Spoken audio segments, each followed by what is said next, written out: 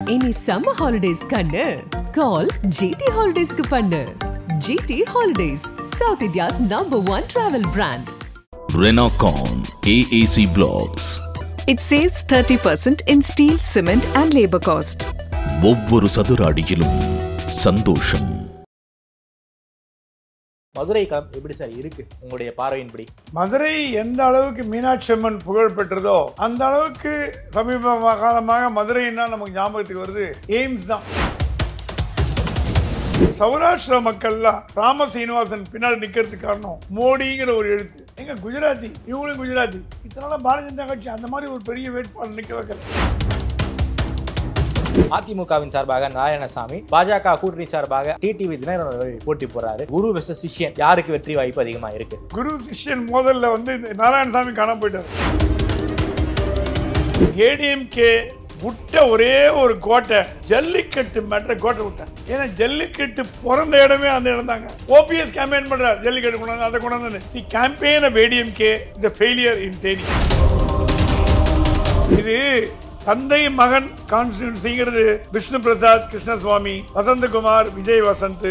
இது அப்படியே ஒரு தொடர்கதையா சிதம்பரம் காங்கிரஸ்க்குள்ள அப்படி ஒரு இது இருக்கு. காங்கிரஸும் திமுகவும் இந்த பரம்பரையை பாதுகாக்கிறதுல மன்னர்கள்.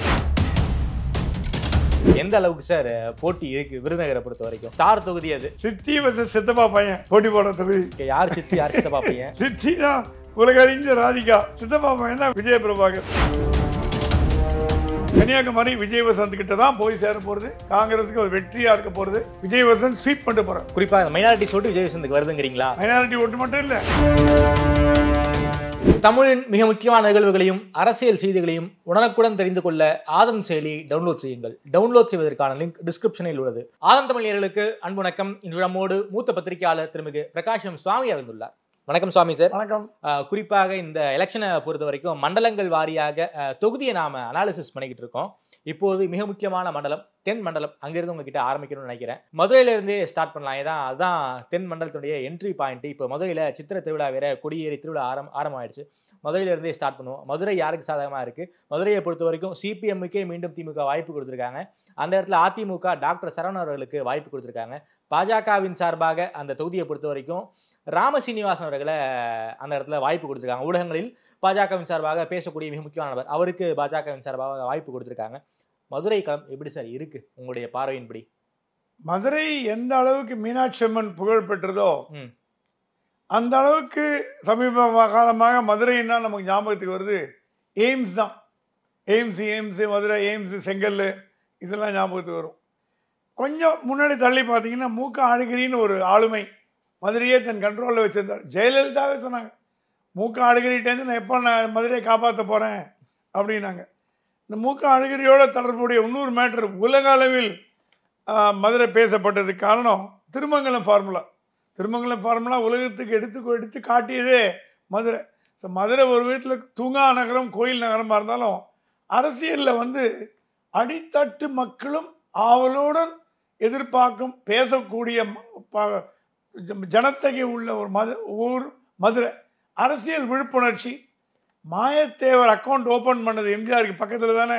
ஏடிஎம்கேவோட முதல் கேண்டிடேட் திண்டுக்கல் ஜெயிச்சது மதுரை பக்கத்தில் தானே. மதுரை வந்து ஒரு இட்ஸ் அ காஸ்மோபாலிட்டன் சிட்டி. அதில் வந்து பெரிய பெரிய டிஎம்கே ஏடிஎம்கே ஸ்ட்ராங்கோல்டு வந்து பார்த்தீங்கன்னா மதுரை முத்து இருந்தார். எம்ஜிஆருக்கே தண்ணி காமிச்சார் மதுரை முத்து. கலைஞரோட இதே துடிப்பு. எம்ஜிஆர் எதிர்த்தவரில் மதுரை உலகம் தொற்று வாலிபன் மதுரைக்குள்ளே திரையிட முடியாது, இன்னும் நான் பண்ணிப்பேனார். அதே மதுரை முத்து எம்ஜிஆர்கிட்ட போய் ஏடிஎம்கோட மேயராக இருந்தார். பொன் முத்துராமலிங்கம், பிடிஆர் பழனிவேல்ராஜன், அழகிரி, இவங்கெல்லாம் இருந்தாங்க. இதில் என்ன வேடிக்கைன்னா இந்த தொகுதி வந்து 1952 வந்தாவிட்டு ஆர்வி சுவாமிநாதன் ஒருத்தர் இருந்தார், காங்கிரஸ் தலைவர். அவர் மத்திய அமைச்சராக இருந்தார். ஏஜே சுப்பிரமணியன், ஏஜிஎஸ் ராம்பாபு, சுப்பிரமணிய சுவாமி எம்பியாக இருந்திருக்கார். அழகிரி எம்பியாக இருந்தார். கம்யூனிஸ்ட் தலைவர்கள் பி ராமமூர்த்தி, கேடிகே தங்கமணி, அப்பழுக்கற்ற தலைவர்கள், இவங்களெல்லாம் கொண்ட ஒரு கோட்டை தான் மதுரை. அந்த மதுரை வந்து எவ்வளவோ வளர்ச்சியை எதிர்பார்த்து ஒரு தடவையும் ஏமாந்து போகிறது. அங்கே நீங்கள் பார்த்தீங்கன்னா பாப்புலேஷன் சௌராஷ்டிரா கம்யூனிட்டி, பட்நூல்காரர்கள்னு சொல்லுவாங்க, நம்ம டிஎம் சவுந்தரராஜன், அவங்க ரொம்ப அதிகமாக இருக்கிற ஒரு இடம். எஸ், ஆமா. அந்த அந்த அந்த தமிழ் அவங்க அவங்க வந்து குஜராத்திகள் தமிழ்நாட்டில் வந்து எப்படி இப்போ போஸ்லே தஞ்சாவூர் வந்து மராத்தாலேருந்து தங்கினாங்கன்னா சௌராஷ்டிராலேருந்து குஜராத்தில் வந்து சௌராஷ்டிரா மக்கள் ரொம்ப கடவுள் பக்தி மக்கள் தான தர்மம் பண்ணுறதுல அவங்களுக்கு பீட் பண்ணுறதுக்கு ஆள் கிடையாது. சாதுக்கள் வியாபாரம் பண்ணி பழைப்பாங்க. அதுலேருந்து தேர்ந்தெடுக்கப்பட்ட எம்பி தான் என்எம்ஆர் சுப்பிரமணியன், ராம்பாபு, ஏஜிஎஸ் ராம்பாபுலாம். அப்போ என்ன அர்த்தம்னா சௌராஷ்டிர மக்கள் மனசு வச்சாங்கன்னா அவங்க கம்யூனிட்டி லீடர் எம்பியை செலக்ட் பண்ணுறது இல்லாமல் மற்ற கம்யூனிட்டி லீடரை வந்து செலக்ட் பண்ண வைக்க முடியும். சரி, சு வெங்கடேசனோட நிலைமை என்ன? சு வெங்கடேசனுக்கு ஆன்டி இன்கம்பன்சி வேவ் ரொம்ப இருக்குது. 2-3 தொழிலதிபர்கிட்ட பேசுகிறேன். மதுரையில் ரொம்ப ஃபேமஸ், ரொம்ப பழைய அந்த கால நிறுவனம். சார், அவர் தொழிலாளருக்கு ஒன்றும் பண்ணல, முதலாளிக்கு ஒன்றும் பண்ணல. எந்த விதமான ஒரு நல்ல காரியமும் மதுரைக்கு பண்ணதா தெரியல. டூரிசமும் டெவலப் ஆகல. எல்லா விதமான இது கெடுபடி இருக்குது. டிராஃபிக் கன்ஜெஷன், அந்த புதிய நகர மயமாக்கல், மெட்ரோ இல்லை, ஒன்றுமே இல்லை அப்படிங்கிறாங்க. இது என்ன போச்சுன்னா இப்போது வெங்கடேசன் கொடுக்கக்கூடாதுன்னு மூர்த்தியும் பிடிஆரும் ஒத்த காலில் நின்னாங்க கலைஞர்கிட்ட. மதுரை நம்ம கோட்டைங்க, ஸ்டாலின் கிட்ட மதுரை நம்ம கோட்டைங்க, திருப்பி நம்ம பிடிக்கணுங்க, வெங்கடேசன் வேற எங்கேயான போடுங்க, பக்கத்தில் போடுங்க அப்படின்னு சொல்லி பார்த்தாங்க. இவங்க வந்து இல்லை அது கம்யூனிஸ்ட் தொகுதி, கம்யூனிஸ்ட். இவங்களுக்கு என்ன கஷ்டம்னா மூர்த்திக்கும் பிடிஆருக்கும் 10 வருஷம் கம்யூனிஸ்ட் வந்துன்னா அங்கே திமுக வளர்க்க முடியாது. ஒரு கட்சி வளர்க்கணுன்னா முதல் கண்டிஷன் அந்த கட்சியோட ஆள் எம்எல்ஏ, எம்பி, கவுன்சிலர் ஆகணும். பதவிக்கு வந்த அப்போதெல்லாம் மக்களுக்கு நல்லது பண்ண முடியும். இப்போ நீ என்னதான் டிஎம்கே பண்ணால் கூட பேரும் புகழ் வெங்கடேசன் தானே போகுது. என்னதான் அதனால தான் சொன்னார் நான் பிடிஆர், அவர் man should be there sir, அப்போ தான் நம்ம கட்சி வளப்படணும்னு. ஸ்டாலின் ஏதோ அந்த கூட்டணி ப்ரெஷரில் கொடுத்துட்டாரு. இவங்க 2 பேரும் ஒதுக்கிட்டாங்க. மூர்த்தியும் ஒதுக்கிட்டாரு, பிடிஆர் ஒதுக்கி. வேட்பாளர் கூட மூர்த்தி அவர்கள் தான் அதிகமாக இருக்கார். ஃபோட்டோ எல்லாம் போஸ்ட் கொடுக்குறாங்க, மேயர் கூட ஃபோட்டோ கொடுக்குறாங்க, எல்லாம் பண்ணுறாங்க. பட் ஒரு மனசு உவந்து வேலை செஞ்ச மாதிரி தெரியல. சௌராஷ்டிரா மக்கள்லாம் ராம சீனிவாசன் பின்னாடி நிற்கிறதுக்கு காரணம் மோடிங்கிற ஒரு எழுத்து. எங்க குஜராத்தி, இவங்களும் குஜராத்தி இத்தனை நாளாக கேட்கலாம், இத்தனை நாளாக என்னங்க பண்ணாங்கன்னு. இத்தனை நாளாக பாரதிய ஜனதா கட்சி அந்த மாதிரி ஒரு பெரிய வேட்பாளர் நிற்க வைக்கல. சரி, ராம சீனிவாசன் மிகப்பெரிய பேச்சாளர், ஆரேட்டர். சார், விருதுநகர் அவருக்கான கிரவுண்ட் சார். விருதுநகர் சித்தியால பறி போச்சு. விருதுநகர் தான் அவர் ஒர்க் பண்ணி வச்சிருந்தார் 3 வருஷமா. விருதுநகர் போட்டி போட்டார்னா ஈஸியாக ஜெயிச்சுட்டு போயிடுவார். இவ்வளோ கூட கஷ்டப்பட்டுக்கோனா. பட் ஏதோ அரேஞ்ச்மெண்ட் சித்தி கொடுத்ததுனால இவருக்கு இங்கே வந்துட்டார். ஆனால் சௌராஷ்டிர மக்கள் வாக்கு வங்கி சாலிடா சீனிவாசனுக்கு போகுது, சாலிடா. ப்ளஸ் ஓபிஎஸ் இருக்கிறதுனால அங்கே வந்து முக்குளத்தோர் சமூகம் அதிகம் மதுரை. அதெல்லாம் சீனிவாசனுக்கு போகும், ராம சீனிவாசன் போகும். சரவணன் மேலே ஏடிஎம்கேல அவங்க கட்சியிலேயே ஒரு பிடிப்பு இல்லாமல் பேசுகிறாங்க. அங்கே இருக்கிற 2ஆம் கட்ட தலைவரெல்லாம் நாங்கள் எப்போ வந்தார், எப்போ போனார், எப்போ திரும்பி போவார், 3 கட்சி மாறிட்டார். இது தெரிஞ்சு 3 தானே 3 நினைக்கிறேன். ஸோ அவருக்கு ஒன்றும் தட் இஸ் ஒரு ஸ்ட்ராங். இப்போ அழகிரி போட்டு தான் வச்சுங்க, எழுந்து இப்போ தான் போயிட்டே இருக்கலாம் எல்லாரும் வீட்டுக்கு, ஜெயிப்பார். ஆனால் பாவம் அவர் பையனுக்கு கொடுக்குதா இருந்தது. ஸ்டாலின் சொன்னார்னா, அண்ணே நான் துரையை நான் அனுப்புகிறேன், எப்படியாவது பார்லிமெண்ட்டுக்கு போட்டோம், அரசியல் கற்றுக்கிட்டோம். என்னதான் இருந்தாலும் 2 பேர் ஒன்றா செஞ்சாங்க. ஒரு துரதிருஷ்டமான சம்பவத்தினால பாவம் அந்த சின்ன பையன் ஆஸ்பத்திரியில் படுத்து கிடந்து அந்த குடும்பமே கஷ்டப்படுறது. துரன் இருந்தால் கூட அங்கே வந்து ஈஸியாக ஜெயிக்க ஒரு வாய்ப்பு உண்டு. ஆனால் வெங்கடேசன் மறுபடியும் கொடுத்தது ஆன்டி இன்கம்பன்சி வேவ். மதுரை முழுக்க அலையடிக்குது. அந்த அலையில் வந்து வெங்கடேசன் ஜெயிக்கிறது ரொம்ப கஷ்டம். மதுரை வந்து சீதாராம் யெச்சூரி கம்ப்ளைண்ட் பண்ணானா ஸ்டாலின்ட்ட, why my candidate has not been given due importance, that நான் அவனே ஸ்டாலின் மூர்த்தி கூட என்னங்க சீதாராம் யெச்சூரி கம்ப்ளைண்ட் பண்ணுறாருன்னு. அதான் அண்ணே இருக்கிற நிலைமை மோசமாக இருக்குண்ணே, எங்கே போனாலும் அடிக்கிறாங்க, திட்டுறாங்க, நாங்கள் என்னங்க பண்ணுறது, முடிஞ்ச வரைக்கும் பண்ணுறோம். மதுரை மக்கள்லாம் வந்து உணர்ச்சி படக்கூடிய மக்கள். தேவர் கம்யூனிட்டிலாம் 60 தான் இருப்பாங்க, டப்பு சொல்லுவாங்க. இது வந்து நீங்கள் அங்கே போய் நீங்கள் வந்து சாமதான பேதம்லாம் பண்ண முடியாது. ஸோ இந்த மக்கள் வந்து எதிர்பார்க்குறாங்க, எல்லா ஊர்லையும் எதிர்ப்பு. மதுரையில் சொல்கிறாங்களா, இத்தனை வருஷமாக நாங்கள் ஓட்டு போட்டு என்னங்க பண்ணீங்க, சரி இந்த வாட்டி ராம சீனிவாசன் போட்டு பார்க்கலாம். என்ன படித்தவர்கள் மோடிக்கு போடுறாங்க, சௌராஷ்டிரா மக்கள் மோடிக்கு போடுறாங்க, முக்குளத்தோர் பிகாஸ் ஆஃப் ஓபிஎஸ் கூட்டணி இருக்கிறதால போடுறாங்க. இந்த மாதிரி நீங்கள் பார்த்தீங்கன்னா ஓரளவுக்கு ராம சீனிவாசனுக்கு. ஆனால் ராம சீனிவாசன் ஈஸியாக ஜெயிப்பாரா? கஷ்டம். யங் ஓட்டர்ஸ் எல்லாம் பிஜேபிக்கு போடுறாங்க. அந்த திராவிடியன் ஸ்டாக் அப்படிங்கிறது அங்கே இல்லை. ஆனால் அங்கே இருக்கிற மதுரை கோயில் நகரம் இந்து மதத்தை பழிக்கிறவங்களை ரொம்ப அங்கே துண்டு பிரசாரம் நிறைய கொடுக்கறத பார்த்தேன். இந்துக்களை பழித்தவர்கள் ஓட்டு போடாதீர்கள் ஓப்பனாக கேம்பெயின் பண்ணுறாங்க. ஏன்னா மதுரை கோயில் திருப்பரங்குன்றம் மதுரை பழனி எல்லாம் அங்கே தான் சுற்றுவாடத்தில் இருக்குது. அந்த எஃபெக்ட் வேறு கொஞ்சம் ராம சீனிவாசன் கை கொடுக்கும். இருந்தாலும் the fight is between Saravanan and Rama Srinivasan. 2 பேருக்குமே டஃப்பாக இருக்குது. வின் பண்ணுறவங்க ஸ்லைட் மார்ஜினில் வின் பண்ணுவாங்க. வெங்கடேசன் அங்கே வந்து ஜெயிக்கிறது கஷ்டம். Okay sir. தேனி சார், தேனியை பொறுத்த வரைக்கும் திமுகவின் சார்பாக தங்க தமிழ்ச்செல்வன், அதிமுகவின் சார்பாக நாராயணசாமி, பாஜக கூட்டணி சார்பாக அமமுகவுடைய கட்சித் தலைவர் டிடிவி தினகரன் அவர்கள் போட்டி போடுறாரு. எப்படி சார் குரு வெர்சஸ் சிஷ்யன் யாருக்கு வெற்றி வாய்ப்பு அதிகமாக இருக்கு? குரு சிஷ்யன் மோதலில் வந்து நாராயணசாமி காணாம போயிட்டார். இது தங்க தமிழ்ச்செல்வனுக்கு எதிராக ஏடிஎம்கே போடுறது கேண்டிடேட் கூடவா இல்லை? ஒரு நல்ல ஒரு ஸ்ட்ராங் கேண்டிடேட். இங்கே நீங்கள் பார்த்தீங்கன்னா எஸ்கேடி ஜெக்கையன்லாம் இருக்கார். அவரெல்லாம் பழந்துன்னு கோட்டையை போட்டவர். கட்சியில் எவ்வளோ வருஷம் சீனியர். அவங்கெல்லாம் எம்பியாக இருந்தவர். எஸ்கேடி ஜெக்கையன் இருந்தார். உசலம்பட்டி மகேந்திரன், மாலமணி மார்பன் எஸ்கேடியோட சன். அவர் கேட்டார். பொன்முத்துராமனுக்கு யாருக்குமே கொடுக்காம திடீர்னு போட்டாங்க. இது உள்குத்தா அண்டர்ஸ்டாண்டிங்கா? ஏன்னா தங்க தமிழ்ச்செல்வனுக்கு இன்னும் ஏடிஎம்கேல சப்போர்ட் இருக்குது. அது எல்லாருக்கும் தெரிஞ்ச விஷயம். அவர் இங்கேயே ஆளு இருக்கு, அங்கேயே ஆளு இருக்கு. இங்கேருந்து போடுறது தானே. அண்ணே போடாதீங்கண்ணே, வேலுமணி கொஞ்சம் பார்த்துக்கண்ணா, அண்டர்ஸ்டாண்டிங் முடிஞ்சு போச்சு. ஸோ டிடிவி அங்கே வந்து ஸ்ட்ராங்காக இருக்கார். அவர் எக்ஸ்எம்பி வேறு.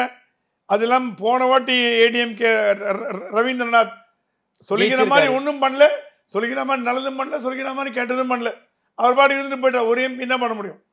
அவர் ஒன்று கண்ணே கண்ணுன்ற மாதிரி ஒரே எம்பி கொடுத்தாங்க.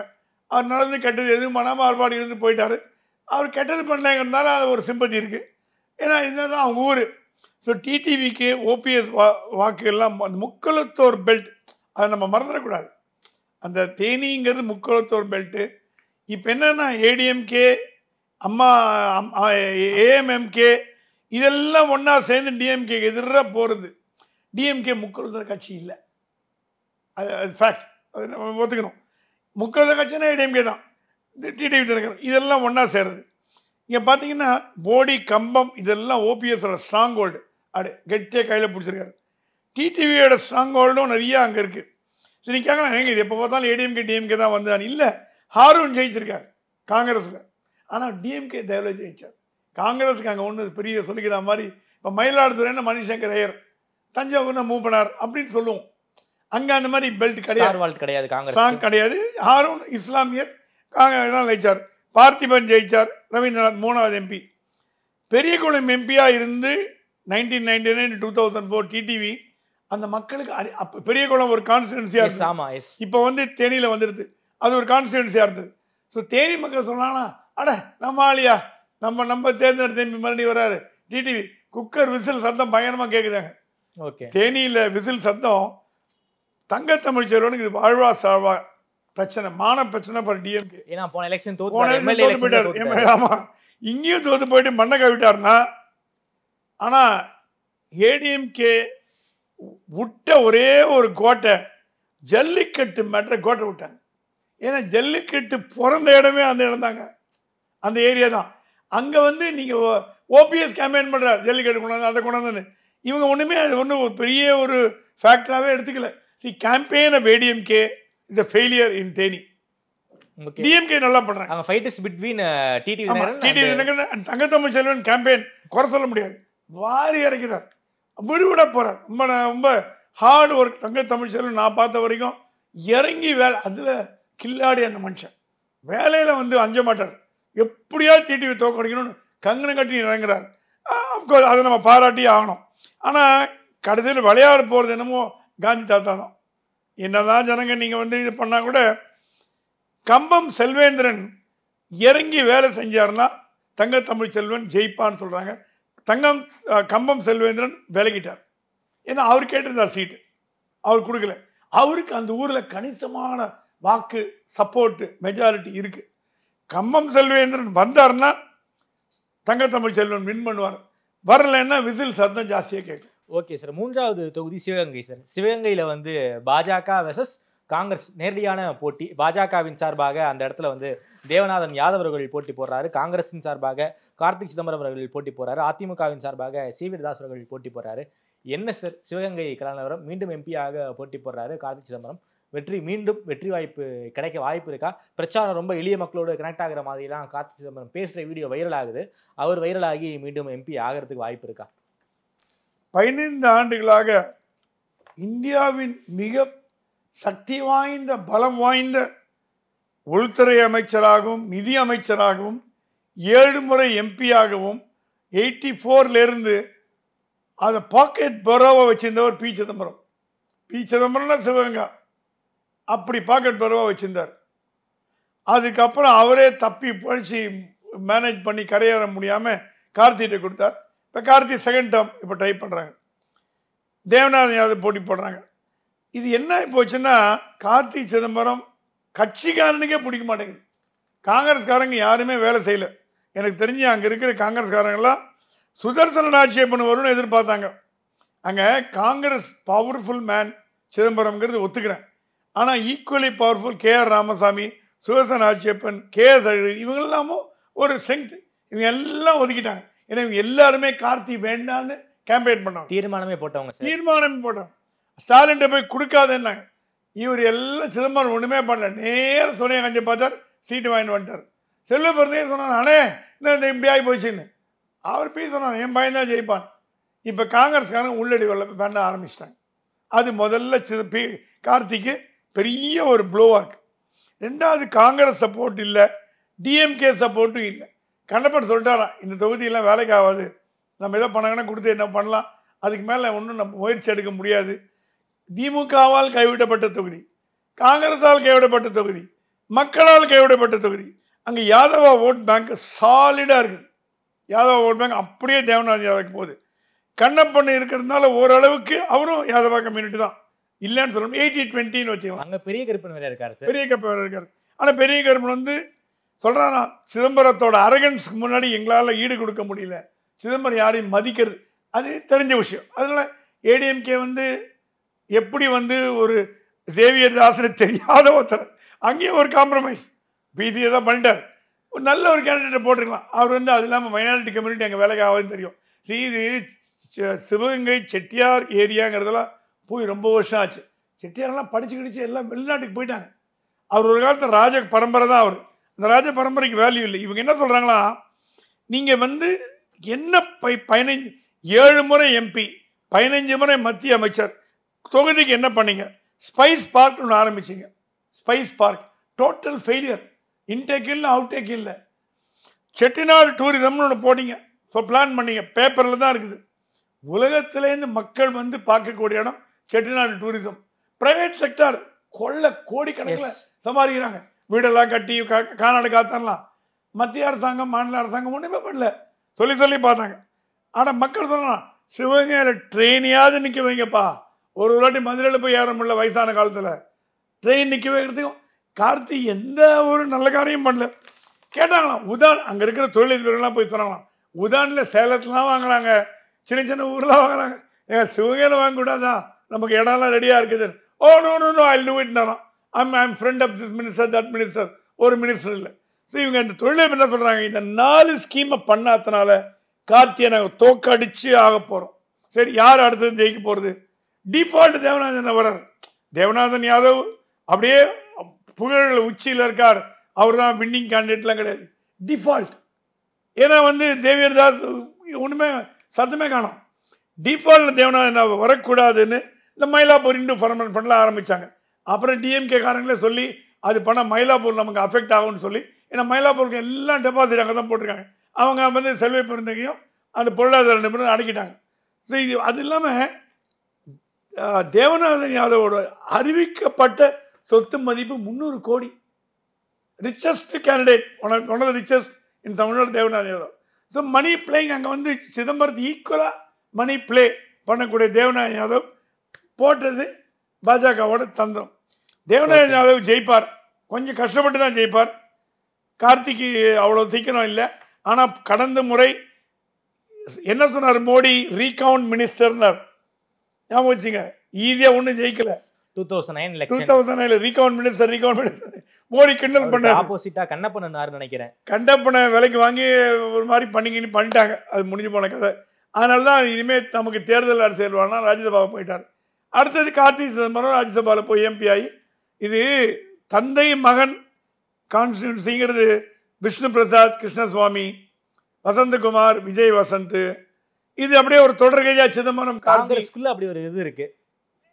அது அந்த மாதிரி ஆயிடுச்சு. அப்பா பையன் அப்பா பையன் அப்பா பையன் எல்லா அப்பா பையன் தான். இது நிறைய இந்த மாதிரி அப்பா பையன் கதை இருக்கும். அப்படி பார்த்தீங்கன்னா அன்பரசு பையன் அருள் அன்பரசு எம்எல்ஏ. ஸோ காங்கிரஸும் திமுகவும் இந்த பரம்பரையை பாதுகாக்கிறதுல மன்னர்கள். தேவநாயகன் யாதவ் ஜெயிக்கிறதுக்கு வாய்ப்பு இருக்கு. Okay sir. 4வது சார் தூத்துக்குடி தொகுதியை பொறுத்த வரைக்கும் திமுகவின் சார்பாக கனிமொழி அவர்கள், அதிமுகவின் சார்பாக சிவசாமி வேலுமணி அவர்கள், அந்த இடத்துல வந்து தமிழ் மாநில காங்கிரஸ் போட்டி போடுறாங்க. விஜயசீலன் அவர்கள் போட்டி போடுறாரு. எந்த அளவுக்கு சார் வெற்றி வாய்ப்பு இருக்கு? போன முறை கிட்டத்தட்ட 54% அவங்களுக்கும் ஆப்போனண்ட்டுக்கும் 26% ஓட் டிஃபரன்ஸ் இருக்கு. அந்த அளவுக்கு ஒரு மிகப்பெரிய அளவில் கனிமொழி அவர்கள் ஜெயிச்சிருக்காங்க. அதே தெம்போடு தான் தொகுதி பக்கமே அவங்க பிரச்சாரத்துக்கு போகல, மற்ற தொகுதிகளில் கான்சென்ட்ரேட் பண்ணி பிரச்சாரம் பண்ணிக்கிட்டு இருக்காங்க. நமக்கு வெற்றி உறுதினு கனிமொழி நினைச்சிட்டாங்களா சார் தூத்துக்குடியை பொறுத்த வரைக்கும்? தூத்துக்குடியோட பெரிய ஒரு அட்வான்டேஜ் என்னன்னா, ஸ்டெர்லைட்டு, துப்பாக்கி சூடு, போராட்டம், ஒரு போர்க்களமாக இருந்த ஒரு இடம். யார் தூண்டி விட்டாங்க, யார் பண்ணாங்கன்னு பற்றி பேச வேண்டிய அவசியம் இல்லை. ராஜ்யசபா எம்பியா இருந்த கனிமொழி தைரியமாக போட்டி போட்டு லோக்சபா எம்பியா ராஜ்யசபா எம்பி ரிசைன் பண்ணாங்க. அப்போ போன வாட்டி அவங்க டஃப் ஃபைட் கொடுத்து தமிழிசை. இந்த வாட்டி தமிழிசை கேட்டாங்களாம் தூத்துக்குடி, ஐயோயோ வானாங்க தூத்துக்குடி வானாங்க, அந்த அம்மா தான் ஜெயிக்கும்னாங்க. ஸோ பிஜேபியால் ஒப்புக்கொள்ளப்பட்ட வெற்றி கனிமொழியோட வெற்றி. கனிமொழி அந்த கேம்பெயினுக்கும் போவானா, கேன்வஸும் பண்ண வேணா, அவங்க ஏதாவது ஆளுங்க வச்சு 2 பேர், இப்போ கீதா ஜீவனும் 2 பேர் பண்ணால் போதும். கனிமொழி வெற்றிலாம் அப்படியே. ஏன்னா நீங்கள் பார்த்தீங்கன்னா கேக் வாக்கா சார், கேக் வாக்குன்னு விஜய சிவம்னு ஒருத்தர் டிஎம்சியில் போட்டிருக்காங்க. பிஜேபிக்கு எனக்கு யாரோ சொன்னாங்க, அமித்ஷாட்ட வந்து கனிமொழி பேசி அமித்ஷா வந்து சரிப்பா கனிமொழி எதிர்க்க வேணாம்ப்பா, நல்ல கேண்டிடேட்டு, நீங்கள் விட்டு கொடுங்கன்ற மாதிரி அது ஒரு பேச்சு. கனிமொழி ஏங்க கனிமொழி தோக்கடிக்கணும்னு பிஜேபி நினைக்க மாட்டாங்களே. ராஜா தோக்கடிக்க நீங்கள் வந்து முருகனை போட்டி போட, திருமாவளவன் கார்த்தியாயனை போட்டிங்க. இதெல்லாம் உங்கள் டார்கெட், அண்ணாமலையோட டார்கெட் ஏரியா கனிமொழி, ராஜா, திருமாவளவன் அப்படின்னு ஒரு, அது மாதிரி டிஆர் பாலு, அதெல்லாம் ஒரு டார்கெட் ஏரியா. கனிமொழியை நீங்கள் ஜெயிக்க வைக்கிறீங்க பிஜேபியும் ஏடிஎம்கே சேர்ந்து. அது உள்ளே போக விரும்பல. ஈஸியாக ஜெயிக்கிற தொகுதி. முதல் விக்ட்ரி டிஎம்கேக்கு. எஃபர்ட்லெஸ்ஸாக அவங்க பண்ணீங்களோ தொகுதி இன்கம் பண்ணுறதோ ஆன்டி இன்கம் பண்ணுறதையோ, ஸ்டாலினை பிடிக்கலையோ யாரை பிடிக்கலையோ, ஈஸியாக ஜெயிச்சுட்டு போகிற தொகுதி கனிமொழி தூத்துக்குடி. Okay sir. 5வது தொகுதி Virudhunagar sir. Virudhunagar one of the star தொகுதி. அங்கே காங்கிரஸின் சார்பாக மாணிக்கம் தாகூர், அதிமுகவின் சார்பாக அதாவது தேமுதிக கூட்டணி விஜய பிரபாகரன், அதே போல் பாஜகவின் சார்பாக ராதிகா சரத்குமார் அவர்கள். எந்த அளவுக்கு சார் போட்டி இருக்குது விருதுநகரை பொறுத்த வரைக்கும்? ஸ்டார் தொகுதி அது. சித்தி வச்ச சித்தப்பா பையன் போட்டி போடுற தொகுதி. ஓகே, யார் சித்தி யார் சித்தப்பா பையன்? சித்தி தான் உலகறிஞ்ச ராதிகா சரத்குமார், சித்தப்பா பையன் தான் விஜய பிரபாகர். இது என்னன்னா, இந்த தொகுதி மாணிக்கம் தாக்கூருக்கு கொடுக்கக்கூடாதுன்னு டிஎம்கேல ரொம்ப ஸ்ட்ராங்காக இருந்தாங்க. ஏன்னா காமராஜரோட தொகுதி அப்படின்னு சொல்லி காங்கிரஸ் வாங்கிட்டாங்க. ஆனால் காங்கிரஸ்லேயே பாதி பேருக்கு மாணிக்கம் தாக்கூர் வரது பிடிக்கல, இன்க்ளூடிங் சீனியர் லீடர்ஸ். ஆனால் எப்படி பி சிதம்பரம் சோனியா காந்தியை போய் பேசிட்டு வந்தாரோ, ஜோதிமணியும் மாணிக்கம் தாக்கூர் ராகுல் காந்தி பிடிச்சி வாங்கிட்டாங்க. அனௌன்ஸ்மெண்ட் முன்னாடியே நீங்கள் கேம்பெயின் போய் பண்ணுங்கன்னு சொல்லி உத்தரவு போட்டாச்சு. அதனால தான் டிஎன்சி தலைவர் சொல்லலாம், எனக்கு தெரியாமல் எல்லாம் மேலே போய் வாங்கிட்டு வராங்கப்பா, நான் என்னப்பா பண்ணுறது, நான் என்ன உட்காந்துருக்கேன்ற ஃபீல் பண்ணுறேன். சரி, அது கஷ்டமாக தான் இருக்கும். செகண்ட் டைம் போட்டி போடுற மாணிக்கம் தாக்கூர் ராகுலோட பெட் பாய். காங்கிரஸ் இருந்திருந்தா மத்திய அரசாங்கத்தில் அமைச்சராகக்கூடிய தகுதி உள்ளவர் மாணிக்கம் தாக்கூர். அது எந்த மறுப்பும் கிடையாது. ராகுல் காந்தியோட லாயலிஸ்ட், ராகுல் காந்தியோட அப்சல்யூட் மனசாட்சி. ஆந்திரா, கேரளா எல்லா மாநிலங்களுக்கும் அனுப்பி பண்ண வைக்கிறார். அவரோட துரதிருஷ்டம் எம்பியா இருக்கும்போது காங்கிரஸ் இல்லை, காங்கிரஸ் ஆட்சியில் இருக்கும்போது அவர் எம்பியா இல்லை. இல்லைன்னா சிதம்பரத்துக்கு அடுத்தபடியா மந்திரியா இருக்க வேண்டியது மாணிக்கம் தாக்கூர் தான். ஆனால் அங்கே பார்த்தீங்கன்னா அங்கே வந்து நாடார் நாயுடு வாக்கு ரொம்ப அதிகமாக இருக்கு. விருதுநகர்னாலே உங்களுக்கு நாடார் கம்யூனிட்டி ஜாஸ்தி. ராதிகா சரத்குமார் காம்பினேஷன் நாயுடு நாடார் காம்பினேஷன் ஆகிப்போச்சு. இவர் நாடார், அந்தம்மா நாயுடு. ஸோ எங்கே போனாலும் இப்போ ஒன்றா கேம்பெயின் போகிறதுக்கு காரணமே நாயுடு நாடார் ஓட்டை எடுக்கிறது. விஜய் பிரபாகரனும் நாயுடு தான், அவன் இல்லை. விஜய் பிரபாகரனுக்கு கொஞ்சம் சிம்பத்தி இருக்குது, வா விஜயகாந்த் பையன்பா அப்படின்ற சிம்பத்தி. ஆனால் அவரோட பிரச்சாரம் பெரிய லெவலில் எடுப்படல. சிம்பத்தி வந்து வாக்கா மாறாது. இங்கே மாணிக்கம் தாக்கூருக்கும் ராதிகாவுக்கும் தான் மெயின் போட்டி. மாணிக்கம் தாக்கூர் பிகாஸ் ஆஃப் டிஎம்கே. ஆனால் மாணிக்கம் தாக்கூர் டிஎம்கே கைவிடல, கார்த்தியை வந்து கைவிட்டாங்க டிஎம்கே. இங்கே நீ விருதுநகரில் மாணிக்கம் தாக்கூர் டிஎம்கே கைவிட்டான்னு கேட்டிங்கன்னா இல்லைன்னு சொல்லுவேன். ஓகே, ஒர்க் பண்ணுறாங்க, அப்படி பண்ணுறாங்க, அப்படி ஹார்ட் ஒர்க் பண்ணுறாங்க. அது எல்லாமே ஒரு ஈக்குவேஷன் தான். இவருக்கு அவர் ஈக்குவேஷன். சிதம்பரம் யாரையும் மதிக்க மாட்டார், கார்த்தி யாரையும் மதிக்க மாட்டார். மாணிக்கம் தாக்கூர் அப்படி இல்லை, அண்ணே அண்ணே வாங்கண்ணே வாங்கண்ணே ஹெல்ப் பண்ணண்ணே வாங்கண்ணே பணிவாக போவார். அதனால் டிஎம்கே நம்ம பையன்பா சரி ஜெயிக்க வை அப்படின்னு. அங்கே விருதுநகரில் வந்து tough fight Manickam Tagore and Radhika. சித்தி ஜெயிப்பாங்களா என்னங்கிறத தேர்தல் நாள் அன்னைக்கு தெரியும். அடுத்த தொகுதி ராம்நாடு சார். ராமநாதபுரமும் ஒரு ஸ்டார் தொகுதி தான். அங்கே சுயேட்சையாக ஓபிஎஸ் அவர்கள் போட்டி போடுறாரு, பலாப்பழ சின்னம். அங்கே திமுக கூட்டணிக்கு கொடுத்துருக்காங்க முஸ்லீம் லீக். மீண்டும் நவாஸ்கனி அவர்களே அங்கே போட்டி போடுறாரு. அதிமுகவின் சார்பாக ஜெயபெருமாள்ங்கிறவர் போட்டி போடுறாரு. எந்த அளவுக்கு சார் களம் சாதகமாக இருக்கும்? ஏனியா பலாப்பழமா? பிரதமர் மோடி போட்டியிடுவார்னு எதிர்பார்க்கப்பட்ட தொகுதியில் ராமநாடு. ஆமாம், அந்த வதந்தி வந்து ராமநாட்டில் போட்டி போடுவார். ராமநாட்டில் வந்து இப்போ மோடி, சென்னையில் நிர்மலா சீதாராமன், நம்ம கூட பேசியிருக்கோம் இதெல்லாம் ஒரு லிஸ்ட்ல இருந்ததுன்னு.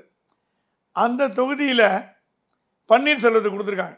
ஓபிஎஸ் 5 ஓபிஎஸ் இருக்காங்க. நான் சொல்றது முன்னாள் முதலமைச்சர் பன்னீர்செல்வம்.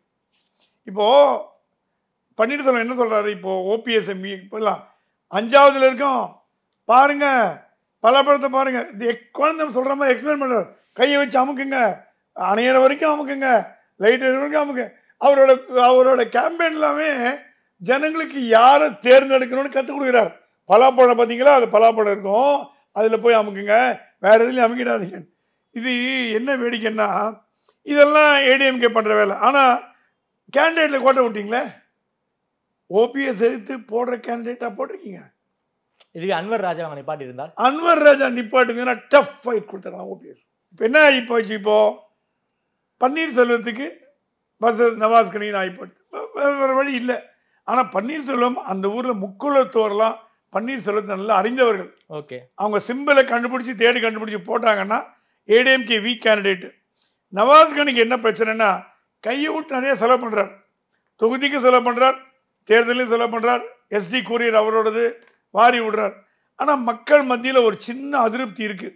இந்த பிஸ்னஸ் பீப்புளெலாம் சொல்கிறாங்களாம், ஏன்னா ராமநாதபுரம் நிறைய பிஸ்னஸ் ஏரியா இருக்குது, பிஸ்னஸ் டெவலப்மெண்ட் ஒன்றுமே இல்லைங்க, எந்த விதமான இம்ப்ரூவ்மெண்ட்டும் காணோம், மணியை வச்சுட்டு தேர்தலில் ஜெயிக்கிறாங்க, ஒரு ஐ ஓப்பனராக இருக்குமோ அப்படின்னு சொல்கிறேன். ஏன்னா மணி ஃப்ளோ ராம்நாட்லேயே அதிகமாக இருக்கிறதா, ஓபிஎஸ்ஆர் அந்த அளவுக்கு மணி ஸ்பெண்ட் பண்ண முடியல, ஏடிஎம்காவையும் ஒன்றும் கைவிட்ட கேஸாகி போச்சு.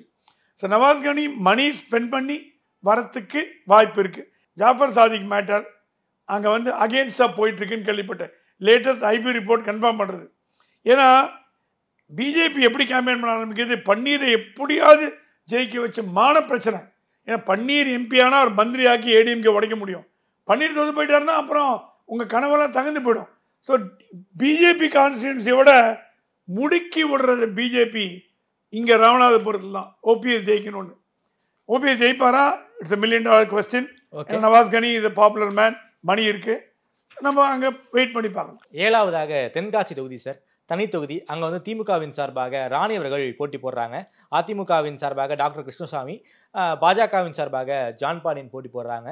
ஸோ ஃபைட் எப்படி சார் இருக்கு? டிஎம்கே வெர்சஸ் பிஜேபின்னு இருக்கா, இல்லை ஏடிஎம்கே வெர்சஸ் பிஜேபின்னு இருக்கா, இல்லை மும்முனை போட்டி அங்கே இருக்கா சார்? டிஎம்கே டைரக்டாக அவங்க போட்டி போடுறாங்க, களம் எப்படி இருக்கு சார்? இப்போ இருக்கிற இந்த கேண்டிடேட் தனுஷ்குமார், அவர் வந்து உதயநிதிக்கு நெருக்கமானவர். உதயநிதி சொன்னா நீ போய் கேம்பெயின் தனுஷ், நீ கேம்பெயின் ஆரம்பி, நான் பார்த்துக்கிறேன்ட்டான். ராணி வந்து கனிமொழியோட கேண்டிடேட்.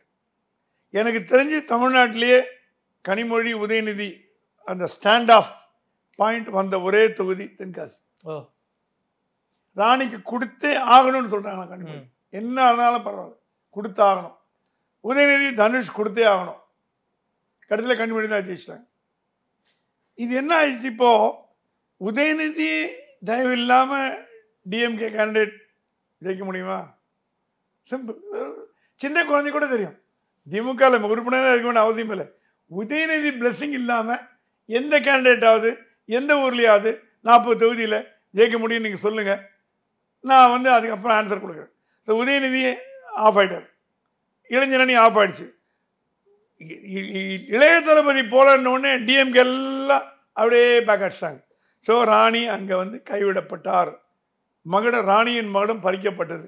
கனிமொழி எல்லாம் ஹார்ட் ஒர்க் பண்ணுறாங்க, டிஎம்கே அவங்க சைட்லாம் பண்ணுறாங்க. இருந்தால் கூட அந்த அளவுக்கு அவங்க ராணி இம்பேக்ட் கிரியேட் பண்ணல. சரி, ஒன்று ஞாபகம் வச்சுக்கணும், தென்காசி என்பது ரிசர்வ் தொகுதி.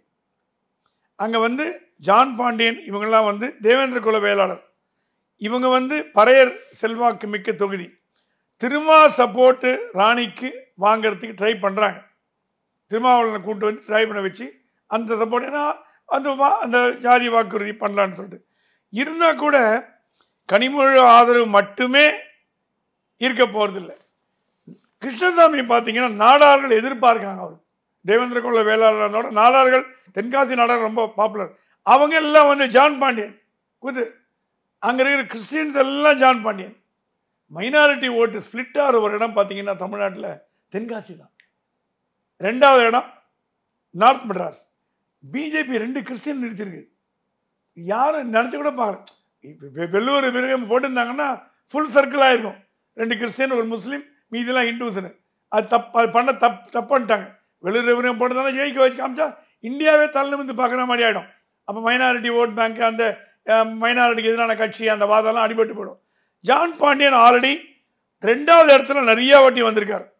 தேர்தலில் போட்டி போட்டிருக்கார். பிஎம்கே இருக்கும்போது முதுகலத்தூரில் நேரோ மார்ஜினில் ராஜீவ்காந்தி வரும்போது இது வேணாம். அவருக்குன்னு ஒரு இமேஜ் இருக்குது. அவர் முக்குலத்தோர் சப்போர்ட்டும் பிஎம்கே சப்போர்ட் இருக்குது. இது என்ன நடக்குதுன்னா, இப்போ ஃபைட் வந்து கிருஷ்ணசாமி ஒரு ஜான் பாண்டியன் ஆகிப்போடு. ராணி பிக்சர்லேயே இல்லை, அன்ஃபார்ச்சுனேட்லி இல்லை. கிருஷ்ணசாமிக்கு ஏடிஎம்கே பலமாக இருக்கா? இருக்குது. ஏன்னா அவங்க வந்து கிருஷ்ணசாமி ஜெயிக் கொடுக்கணும்னு ப்ராமிஸ் பண்ணி இறங்கி களத்தில் வேலை செய்கிறாங்க. ஜான் பாண்டியனுக்கு பிஜேபி சப்போர்ட் இருக்குது, மைனாரிட்டி சப்போர்ட் இருக்குது, தேவேந்திர வேளாளர் இருக்குது. ஜான் பாண்டியன் ஸ்லைட்டாக எட்ஜ் இருக்கிற மாதிரி எனக்கு தோன்றுது. ஓகே சார், 8வது தொகுதி கன்னியாகுமரி. கன்னியாகுமரியை பொறுத்த வரைக்கும் அங்கேயுமே பிஜேபி வெர்சஸ் காங்கிரஸ் அப்படி தான் கிளம்ப இருக்குது. பாஜகவின் சார்பாக பொன் ராதாகிருஷ்ணன், காங்கிரஸின் சார்பாக விஜய் வசந்த், அதிமுகவின் சார்பாக பசிலியா நாசரித். அவர் டிஎம்கேலேருந்து ஏடிஎம்கேக்கு போனவர். நாகர்கோவிலுடைய நிலவரம், கன்னியாகுமரியுடைய நிலவரம் எப்படி சார் இருக்கு? கன்னியாகுமரி என்றைக்குமே காங்கிரஸ் கோட்டை. குமரி ஆனந்தன், வசந்தகுமார் ஒரு வாட்டி 2014 பொன்னார் ஜெயிச்சிருக்கார். இன்ஃபேக்ட் பொன்னாரோட அப்பா எம்எல்ஏ வந்தார், பொன் விஜயராகவன். அவர் இதெல்லாம் வந்து டிஎம்கே ஏடிஎம்கே வாழ டிங்கர் பண்ண முடியாத தொகுதி கன்னியாகுமரி ஒன்று. தேசிய சிந்தனையில் உள்ள ஒரு தொகுதின்னா அதான். விஜய் வசந்த் போட்டி போடுறார், பொன்னார் போட்டி போடுறார். அங்கே என்ன இப்போ யார் அங்கே பேச போகிறதுன்னா கச்சத்தீவு. ஏன்னா கன்னியாகுமரி முழுக்க ஃபிஷர்மேன், எல்லா ஃபிஷர்மேனும் சொல்கிறாங்களாம் டிஎம்கே காங்கிரஸ் துரோகம் பண்ணிடுச்சு. சரி, ஏடிஎம்கே சார்பாக அந்த இடத்துல ஒரு மீனவர் தான் போட்டிருக்காங்க. மீனவர் போட்டிருக்காங்க, நசரத்ங்கிறவர் ஏடிஎம்கே மீனவர். ஆனால் அவர் தெரிஞ்ச முகம் இல்லை, டிஎம்கேலேருந்து வந்து ஏடிஎம்கேல போட்டார். ஆனால் கச்சத்தீவு மேட்டரில் கோவம் டிஎம்கேக்கு எதிராக போகிறது. சார், கச்சத்தீவு வந்து ராமநாதபுரத்தில் எதிரொலிச்சிருக்கலாம் சார். ராமநாதபுரம், கன்னியாகுமரி எங்கெங்கே ஃபிஷர்மேன் கம்யூனிட்டி இருக்கோ அங்கெல்லாம் இது. அதெல்லாம் பார்த்தீங்கன்னா இன்னொரு முக்கியமான ஒரு கன்சிடரேஷன், இந்து பாப்புலேஷனோட முஸ்லீம் கிறிஸ்டியன் பாப்புலேஷன் 50% வருதாங்க கன்னியாகுமரியில். மீதி 50% நாயர், வெள்ளாளர், நாடார், இந்து நாடார், கிறிஸ்டியன் நாடார் அவங்க ஃபேமிலிக்குள்ளே எடுத்துப்பாங்க. விஜயதாரணி வேறு இப்போ பிஜேபிக்கு போனது பொன்னாருக்கு ஒரு அடிஷ்னல் அட்வான்டேஜ். பொன்னார் நோன் ஃபேஸ், மத்திய மந்திரியாக இருந்தவர், ஒரு எல்லாருக்கும் பொன்னார்னா ஒரு இருக்கணும். ஆனால் விஜய் வசந்த் அளவுக்கு அவர் பாப்புலர் இல்லை. விஜய் வசந்த் ஸ்டில் ஹோல்ட்ஸ் வே, அது நீங்கள் மறுக்க முடியாது. கன்னியாகுமரி விஜய் வசந்த் கிட்ட தான் போய் சேர போகிறது. காங்கிரஸுக்கு ஒரு வெற்றியாக இருக்க போகிறது. விஜய் வசந்த் ஸ்வீப் பண்ணிட்டு போகிறார். ஓகே சார், குறிப்பாக மைனாரிட்டி ஓட்டு விஜய் வசந்துக்கு வருதுங்கிறீங்களா? மைனாரிட்டி ஓட்டு மட்டும் இல்லை, அங்கே இருக்கிற காங்கிரஸ் ஓட்டு, படித்தவர்கள் ஓட்டு, இளைஞர்கள் ஓட்டு, பெண்கள் ஓட்டு, காங்கிரஸ் ஓட்டு எல்லாமே விஜய் வசந்த் வருது. ஏன்னா அவர் வந்து ஒரு வசந்த புள்ளப்பா அட, ஏன்னா அது காங்கிரஸ் தொகுதி, அது நீங்கள் கவனிக்கணும். காங்கிரஸ் விளவங்கோடு இதெல்லாம் வந்து காங்கிரஸ் தொகுதி. ஸோ காங்கிரஸ் அந்த இடத்துல டிஎம்கே நீங்கள் போட்டிருந்தீங்கன்னா நான் சொல்லுவேன் பேஸே காலியும்பேன். காங்கிரஸ் போட்டது, வசந்தகுமார் பையனை போட்டது, ஈஸியாக வின் பண்ணிட்டு போகிற தொகுதி. கடைசி தொகுதி சார் நெல்லை சார். நெல்லையை பொறுத்த வரைக்கும் அங்கே பாஜகவின் சார்பாக நயினார் நாகேந்திரன், காங்கிரஸ் சார்பாக ராபர்ட் ப்ரூஸ் அவர்கள், அதிமுகவின் சார்பாக ஜான்சி ராணி அவர்கள். ஒரு மிக ஒரு குறிப்பிடத்தக்க ஸ்டார் தொகுதியாக நெல்லையும் பார்க்கப்படுது. அங்கேயுமே காங்கிரஸ் வர்சஸ் பிஜேபிங்கிற ஒரு போட்டி தான் இருக்குது. நெல்லையை பொறுத்த வரைக்கும் நிலவரம் என்ன சார்? ராபர்ட் ப்ரூஸ் அந்த இடத்துல போட்டதே கனிமொழி தான். அவங்க சொல்லி தான் போட வச்சது. ஆனால் நயினார் நாகேந்திரன் டஃப் ஃபைட் கொடுக்கக்கூடிய ஒரு ஆள். அரசியல் திராவிட கலாச்சாரத்தில் வளர்ந்தவர். அவர் அன்ஃபார்ச்சுனேட்லி இந்த கேஷ் மேட்டரில் மாட்டிட்டார். அவர் சம்மன் அமைச்சிருக்காங்க. என்ன பண்ண போகிறாங்கன்னு தெரியாது. ஏன்னா இது வந்து டிஎம்கேவோ ஏடிஎம்கேவோ பண்ண எலெக்ஷன் கமிஷன். ஒன்னே ஒன்று யாராவது கூட கேட்டாங்க, எலெக்ஷன் கமிஷன் பிஜேபியோட அடிவரடி கால்வரடி நாய்க்குட்டினாங்க. அப்படின்னா நயினார் நாகேந்திரன் விட்டுருக்கலாமே, விடல. ஸோ நயினார் நாகேந்திரனுக்கு பிரச்சனை வருமா? வாய்ப்பு இருக்குது. அது வெற்றி தோல்வியை பாதிக்குமா? பாதிக்காது. ஏன்னா நயினார் அந்த ஊரில் அப்படி வச்சிருக்கார் ஸ்ட்ராங்க. பணம் பலம், ஆள் பலம், கட்சி பலம், சொந்த பலம். அவருக்கு எல்லா கட்சியிலையும் ஆள் இருக்காங்க. டிஎம்கே ஏடிஎம்கே எல்லா கட்சியிலையும் எல்லாம் திராவிட அரசியல். அந்த ஒரு இடத்துல மட்டும்தான் திராவிட அரசியல் தெரிந்த ஒருத்தரை பிஜேபி இறக்கினது இந்த ஊர் தான். திராவிட அரசியல் தெரிஞ்ச ஒருத்தர், லோக்கல் பாலிடிக்ஸ்ல கரகண்டவர் நயினார். யார் ஆஃப் பண்ணா நமக்கு எப்படி, யார் ஆஃப் பண்ணா, எங்க பிடிக்கணும், எங்க ஆஃப் பண்ணணும், பூத் எப்படி பண்ணணும், என்ன அதெல்லாம் பிஜேபிக்கே கற்றுக் கொடுக்கிறவர் நயினார். அவரு ஜெயிக்கலாம், அப்புறம் எப்படிங்க? கண்டிப்பா அவர் ஜெயிக்கிறார். ஓகே சார், ரொம்ப நன்றி சார். குறிப்பாக இந்த தென்மண்டல பத்திரம் உங்களுடைய பார்வையை ரொம்ப விரிவாக சொல்லியிருக்கீங்க. நேரம் குறித்து பேசியமைக்கு நன்றி சுவாமி. நன்றி.